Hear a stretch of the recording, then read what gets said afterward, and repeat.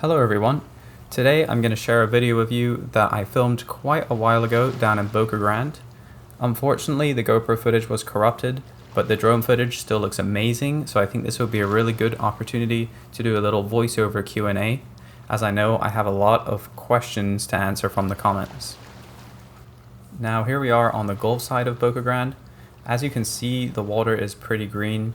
We had quite a few days of rain before we went out, so that really contributed to making the water green, and I think we did have a slight amount of red tide at this time. But as you can see, it doesn't make Boca Grande any less impressive or pretty to look at. I stopped here at about 300 feet, I believe, to get a nice panoramic view of the island. You can see the inland over there, the intercoastal waterway. We're on the Gulf side, like I said, and it was a pretty calm day overall. You can see it's even calmer in the intercoastal waters. Now, Boca Grande isn't that big. You can see the majority of the key just from this vantage point alone. And there you can see all the way down to the very end. You can even see some people down there on the coast having a little swim.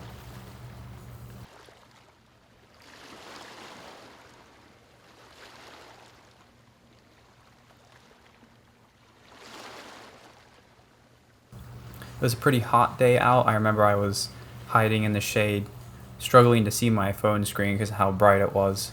But you know, the main advantage of it being bright is it makes the footage look even better.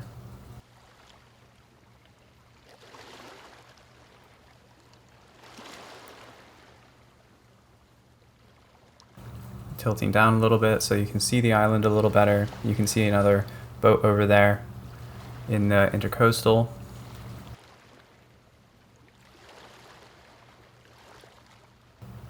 You can see some cars running along the road up there as well. Yeah, you can really get a good view of how kind of green the water looks from above. It didn't look that green from below. Sometimes it's kind of hard to tell what color the water is when you're actually on the boat. But it was just because of that heavy rain that we'd had before.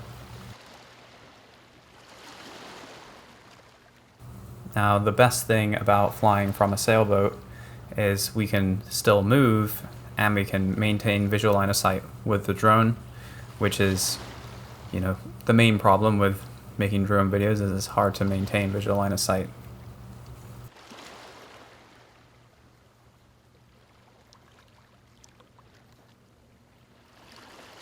I come in a little bit closer to the sailboat here, and I think you'll really be able to get a decent view of it coming up. It's a really cool boat. It's my friend Ryan's boat. It's a trimaran, and it has a really interesting story of how he obtained said boat as well. He actually flew up north, I believe, to New York, and had a connection with a guy and made a deal with him. The guy had to pay very expensive port fees to keep the boat where it was, and Ryan said he would take it off of his hands, so for the price of 1 Guinness, Ryan sailed the boat back from up north down to Florida, down to Boca Grande, and that's the story of how he obtained this beautiful trimaran, and I believe it's called the Windfinder. See there, you can get a good view. All my visual observers observing the drone intently to make sure they never lose sight, and you can see me hiding in the shade trying to see my phone screen. And you might be able to see that I have my GoPro harness on, but like I said, unfortunately the footage corrupted and none of it was usable. But there's Ryan in the captain's seat steering the boat. Got some paddle boards on the right side. There we go, you can see the Windwalker, and it has a little dinghy out back. Just a really cool boat. But anyway, I'll get into some of these Q&A questions, and I'll try and keep you updated on what's happening while I'm flying as well. Okay, so first question, where have I been? The main reason I had to take such a long break is I'm in paramedic school. It's a very long and intense course. Unfortunately, I haven't really had time for anything other than studying and hospital clinicals. Luckily, that's finally coming to an end soon. I plan on making lots more videos now. Also, after all the FAA conflicts, making the drone videos that I used to make became a lot harder. They require a lot more time and organizing people to get together as visual observers and things like that. But I'm going to do my best to stick to a standard video posting schedule and get back to making videos again. Here I am flying down the coast. As you can see, all the beaches are pristine, and these are all, multi-million-dollar houses. It's kind of fun to see a couple people down on the beach, and you can see that boat in the distance over there. So on to the next question, and I tried to pick questions that are asked a lot. This one says, so now that you have that license, do you still have to fly VLOS, or does that mean that you can fly POV? And by license, he means the Part 107, and by POV, he means FPV, or just through the screen, not having to keep visual contact with the drone. And the answer is no.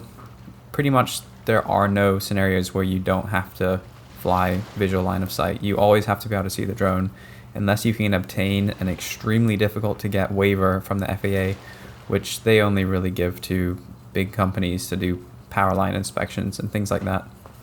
I know it's really unfortunate because that's pretty much the dream, to be able to fly your drone and inspect things that you'd never be able to see otherwise, but that is our current rule set from the FAA. Anyway, here I'm heading back towards the boat.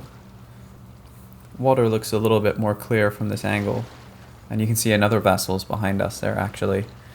The next question is, did you take the test at home online, or did you have to go to a specific place to take the test?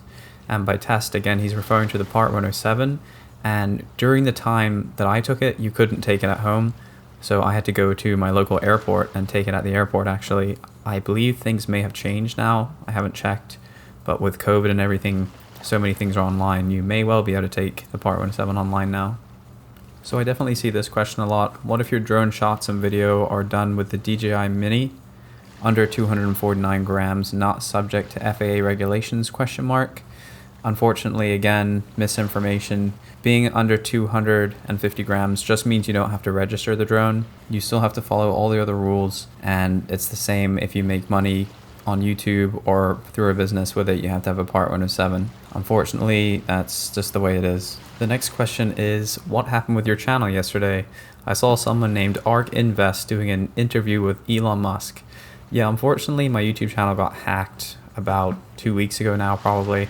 As much as I would have loved to have been the one doing an interview with Elon Musk, wasn't me. They were broadcasting some sort of Bitcoin scam. They called themselves Ark Invest, and yeah, it was a Bitcoin scam with Elon Musk, and I think it had Kamala Harris on it.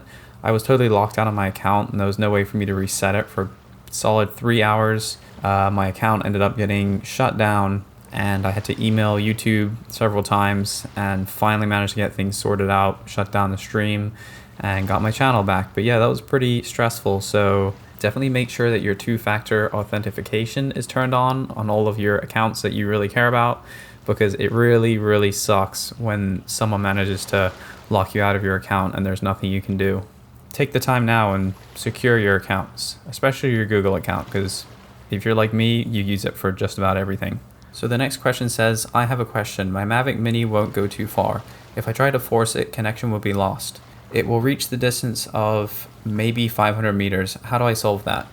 And I get that question a lot, and I assume it's from mostly Mavic Mini flyers. And I believe I'm able to achieve such far ranges with the Mavic Mini is because the environments I choose to fly in are obstruction free. Any obstruction at all is going to cut your signal down tremendously. So most of the places I fly are over open water where there's no interference at all. And orienting your remote helps a lot, of course. I think the number one thing is choosing an environment with no trees, no obstructions, nothing in the way, and you should be able to get pretty far distances. I mean, I've flown the Mavic Mini really far away from me, and that's just the Mini. The Mavic Air 2 can fly way further than the Mavic Mini can. It's kind of difficult to do that given the FAA laws, but if we're just talking about the capabilities of the machines, I think by far the most important factor in flying a long distance with a drone is making sure that there are zero obstructions in front of you, no trees, nothing like that. Okay, here's another question. I've seen lots that are similar to this one. It says, hey bro, you got any tips on starting a similar drone YouTube channel like you have? Awesome video, by the way. First of all, thank you. And second of all, just start making videos, I think is really the hardest part. You just have to start somewhere and just make things that you think people enjoy until you find something you like and other people will like it too. And also try your best to obey the law. I do my best to do that as well, even though sometimes I don't do the best job. I think the next most important thing would be consistency, which I also definitely haven't been following my own advice on. So if you can get all those things nailed, you will have a successful YouTube channel for sure. So here in the video, you can see Ryan was really excited to get the spinnaker up, which I guess is like an extra sail. He said it was going to look really cool and it does not disappoint. So it takes a couple minutes to get the sail set up. So I'll speed up the footage here and then slow it back down once he's ready to raise it. And if you like this kind of video where I just voice over the drone footage, definitely drop me some more questions in the comment section below. I have another whole video filmed that I filmed after this one where I also lost the GoPro audio, but Ryan sails under the Boca Grande Causeway Bridge and I follow him, tracking him with the drone, and that's some really good footage as well, and I think it would be a big shame to waste it. So if I get some more questions, I'll have some more voiceover content.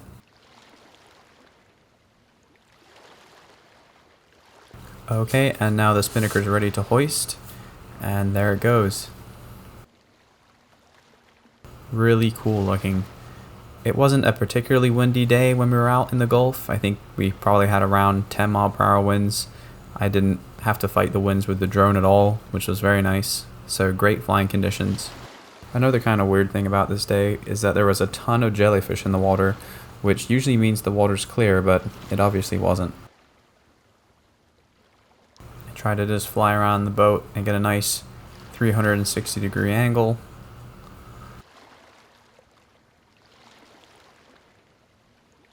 It really is a joy to fly the Mavic Air 2. It is very stable in all of the wind conditions that I've tested it in so far. I still love the Mavic Mini, of course. It has a great form factor, but the Mavic Air 2 just has amazing stability and signal strength.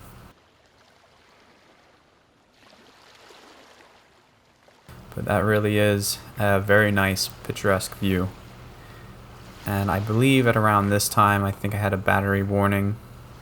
I think I took the drone down to around 10%.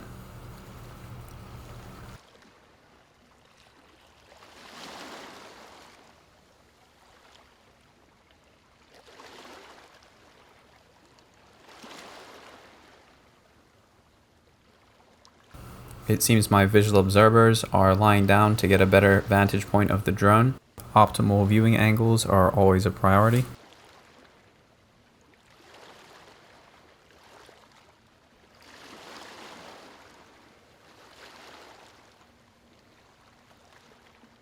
But that just about wraps it up for this video. Like I said, I'm going to try my best to stay more consistent. Now that I'm not in school, I'll have plenty more time to make videos. And remember, like if you want to, subscribe if you feel like it, and I'll catch you in the next video.